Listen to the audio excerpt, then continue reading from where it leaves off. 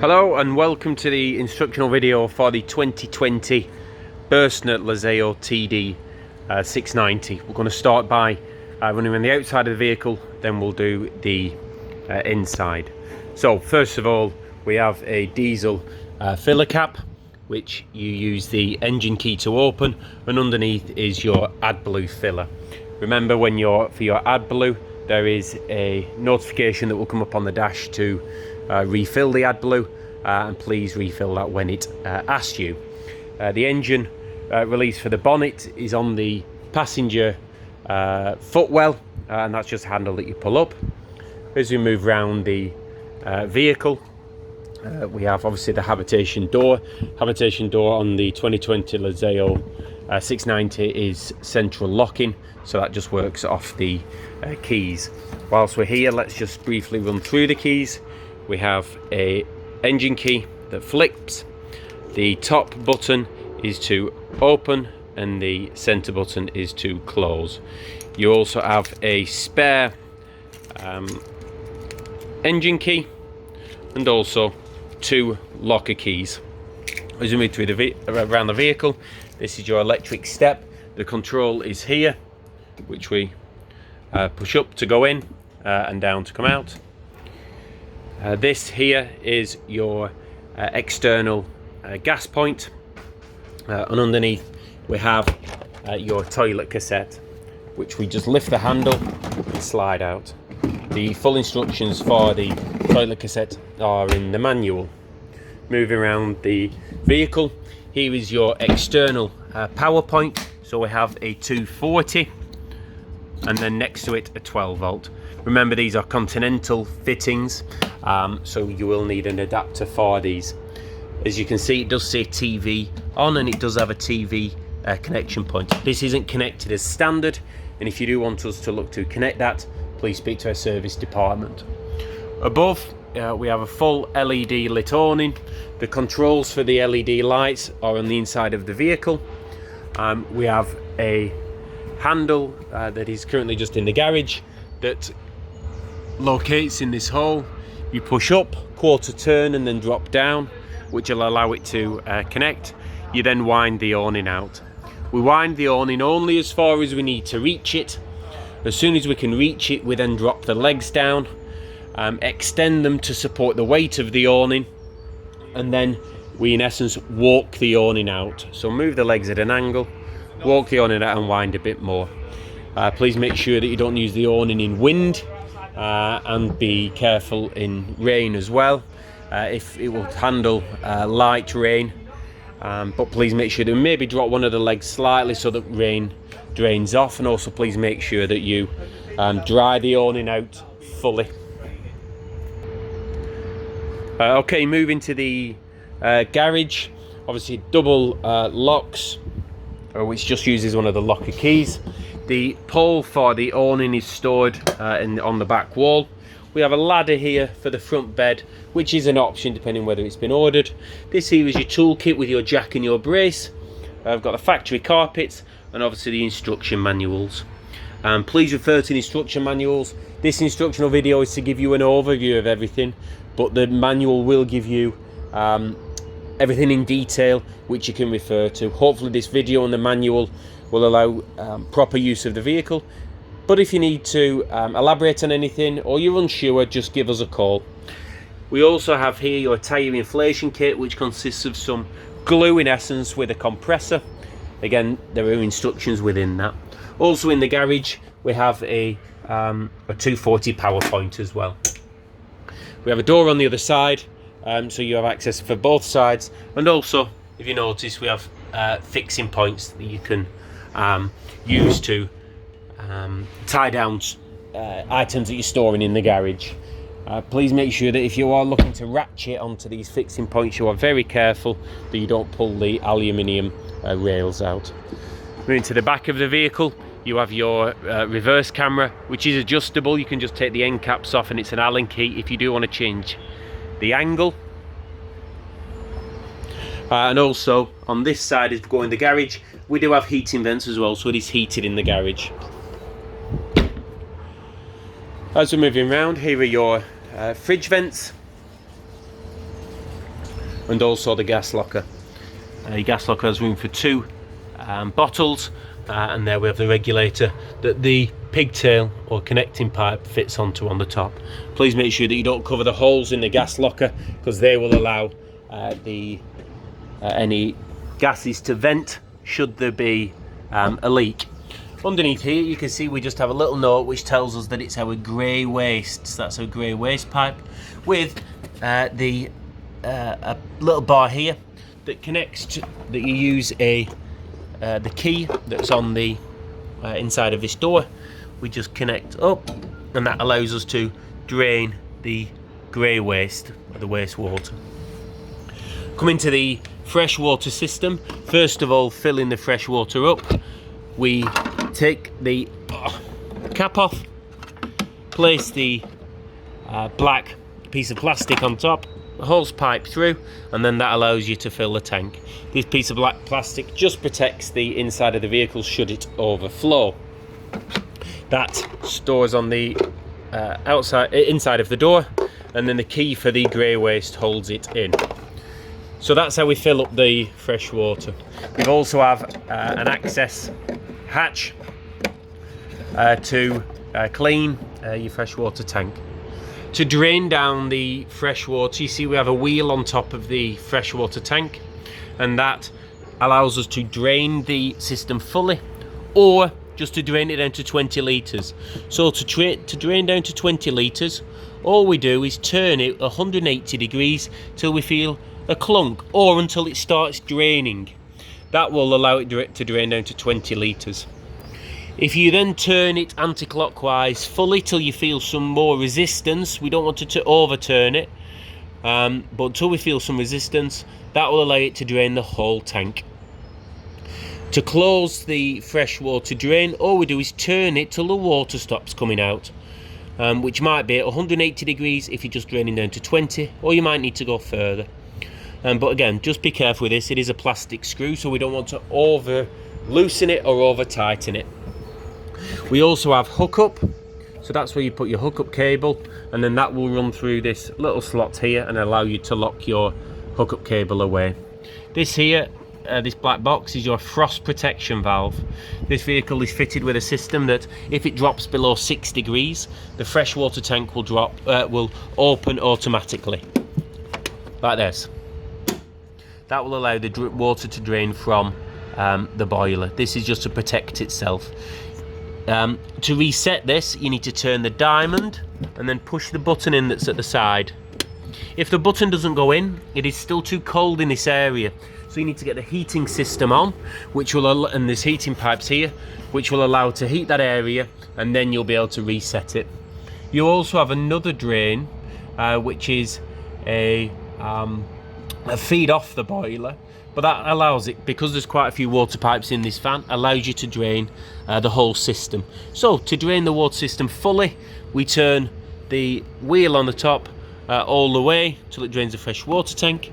If this hasn't automatically opened, we can open that, which drains the feed to the boiler, and then we also make sure that this is open to allow it to drain all the pipes. You can also run the pump as well, which will make sure that it drains the system fully.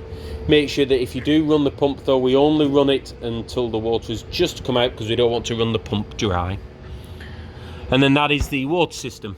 Here is the vent for your boiler and your heating system. Be careful, it will get hot, and make sure that there's no debris covering it up, or else it won't fire. As an aside on this model, it does have side steps. Side steps are structural, so you can stand on them. So that's the outside of the vehicle. Let's move to the inside. Moving on to the inside, first of all we have a fly screen that slides across, and if we just close this habitation door, you'll see on the habitation door we have a bin that on the inside of it does have a little dustpan and brush as well, and then we just flick this up, and that allows you to put a liner in. So I think the best way to start is let's work from back to front. In the back here we have blinds that will come up and down. The windows are pretty simple. they just flick open and then they go out on limiters. They will click. To close them, you need to go all the way past the limit, and then that will allow you to then close them. We also have blackout blinds and fly screens on all windows and all doors. These here are your lights, which are adjustable, and you can take them off and slide them along the rail. This particular vehicle, which isn't standard, also has the USB chargers, which do the same. This particular vehicle also has a 240 and a 12 volt power, and obviously light switches around and about the vehicle. The vents in the roof, or the skylights, just slide out, but make sure that they are closed. And again, there are fly screens and blackout blinds on all the roof lights as well. Going down the vehicle, you have a pad that sits in the middle. We have drawers here for storage, again with other light switches. And then here we have the extension piece that fits into this area here to make it up into a full double rather than singles. You have a rail that comes out for your wardrobe, and also a light in the wardrobe as well. There is a step to get up to the beds, which we just slide out, and there is storage inside the bottom one, and also storage inside the top. As you can see, it has a little latch which we just push in, and then that'll allow that to move forward. There is storage in the floor,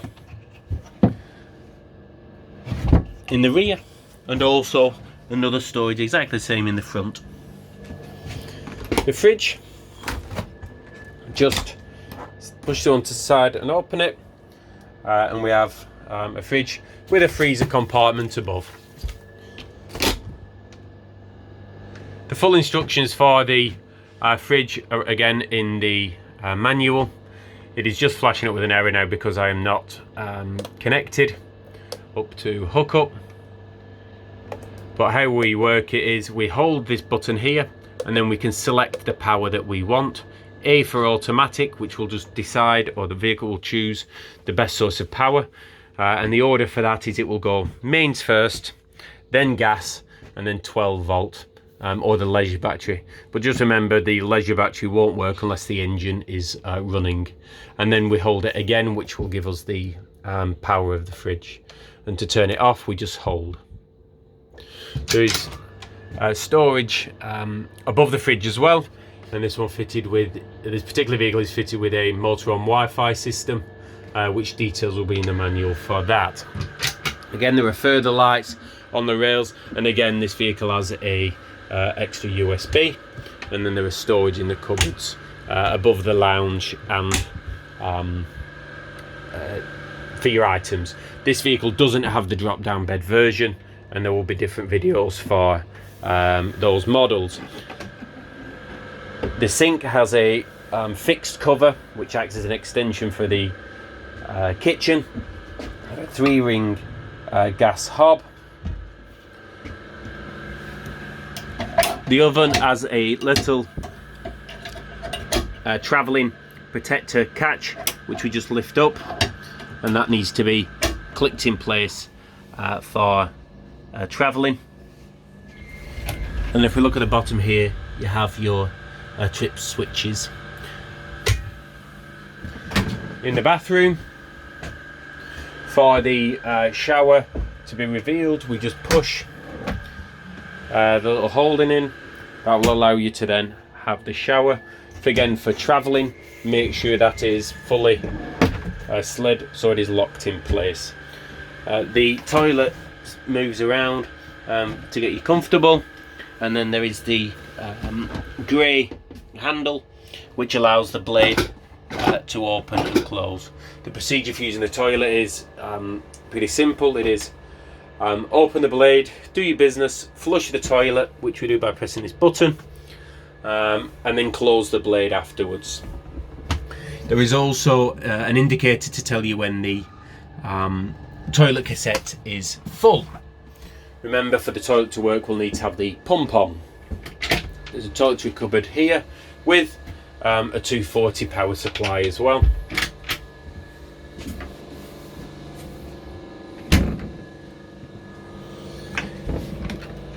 In the kitchen units at the top cupboard is for your isolator switches for your gas. So we have one for the oven, the hob, the fridge and your boiler.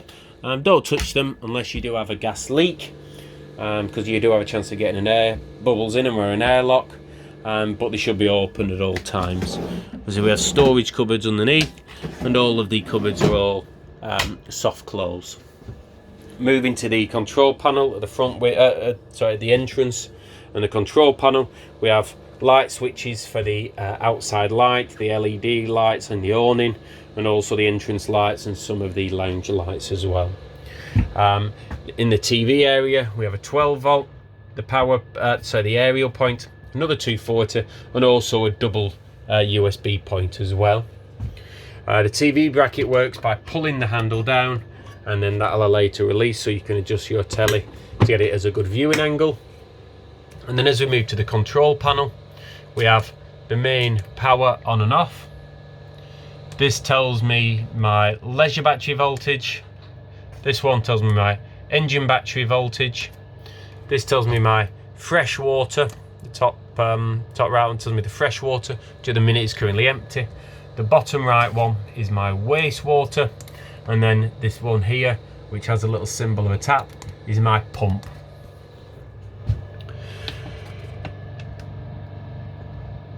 This system here is for your heating and hot water. I'll just turn it off and then we'll go through the full system from turning it on. First of all, up at the top, that is our thermostat, or the temperature sensor, which is nearest to the door because that's often the coldest area. So starting off with the Truma 6E heating system. First of all, it is imperative that we hook up the vehicle and that we turn the control panel on before we turn any of the heating systems on. The reason for that is if we do put this system on electric and it doesn't have a power feed from the outside to say that we want to use it on electric, it will come up with an error.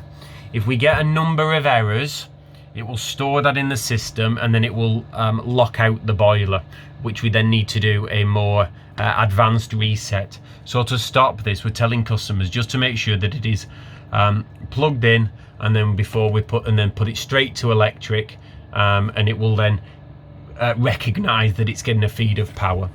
So we have two screens. The first one is just the clock, and on the clock screen we can also control quickly the temperature. Obviously the temperature is just not up at the minute because I don't have any gas in the van and I don't have any power in, so I don't want to put that on. But that's just the clock. If we then click the center button, it comes up with a variety of icons. The first one is my temperature. The second one is my hot water. The third one is the power or the fuel source, which can either be gas or electric. This will work on obviously gas, 1 kilowatt electric, or 2 kilowatt. So you just choose, or a mixture of both. And then the final one is my fan speed. This bottom left hand corner tells me it's a timer, so I can have a start and finish timer. We have adjustment for the clock, and then we have our settings. Again, it will take me probably an hour to go into this in detail, but it will all be in the manuals how the Truma 6E system works. It's dead simple and intuitive. If you need any training on it or you're unsure, just give us a call and we'll go through it. Okay, underneath this seat here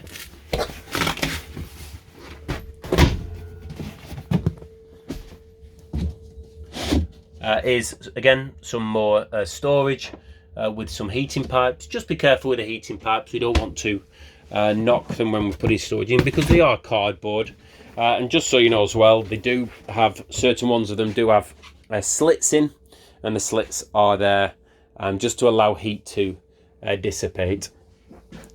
Moving to the front seats, we have a small handle here that allows you to, we just turn, and that will allow you to twist the seats. On the driver's side, just be careful that we don't foul the handbrake, and if we do, just slide the seat forward, which will allow you to turn it round. We have Remis blinds that we just pinch, and then they slide across, and that will for privacy. And the same in the front. There is one on either side, that just magnets together. There's electric window controls either side, along with your controls for your electric mirrors.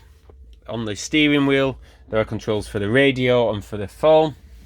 The new 9-speed gearbox on this particular vehicle, we have obviously P for park, reverse, neutral, and then down into D for drive. It also has an option of a manual, so you can use it as a pull down to go up a gear and up to go down a gear.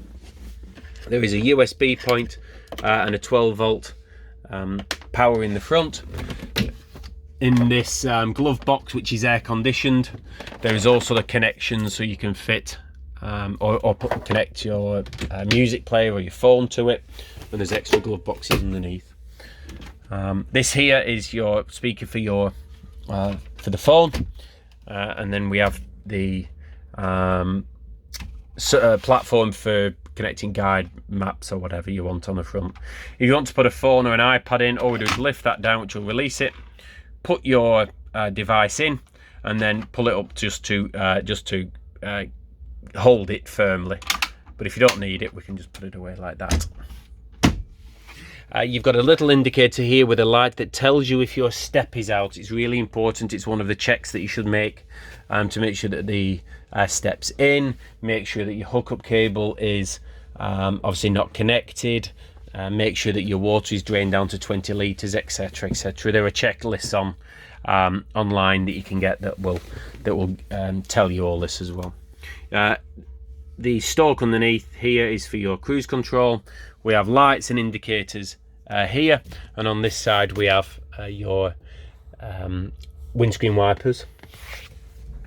The air conditioning controls are simple. The outer ring is for the temperature and the inner ring is for the fan speed, and again the outer ring on this side is for your direction, and then the arm here is whether you want to take air from outside or recirculate air inside. And to get the aircon on, we just press the button here. The Pioneer multimedia system, the double DIN unit, again all the books are in the manual pack, but if you want, and when you get to site, we can obviously show you, give you a bit of an overview, but it's pretty intuitive. So that's pretty much it for the the lounge. Just so you know, for this model that has the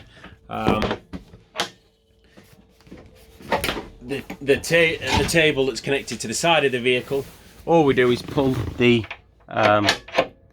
knob underneath, and that will allow the table to extend. Pretty simple. And then again, we just pull it down, the knob down to release it. This table can be lifted out as well. All we do is lift it out and it'll pull out, and it can be stored in the garage, etc. Okay, so that's the overview of the 2020 Lyseo TD690. Again, if you need any more details on any aspect of how the vehicle works, you can contact the office at any time. And thank you.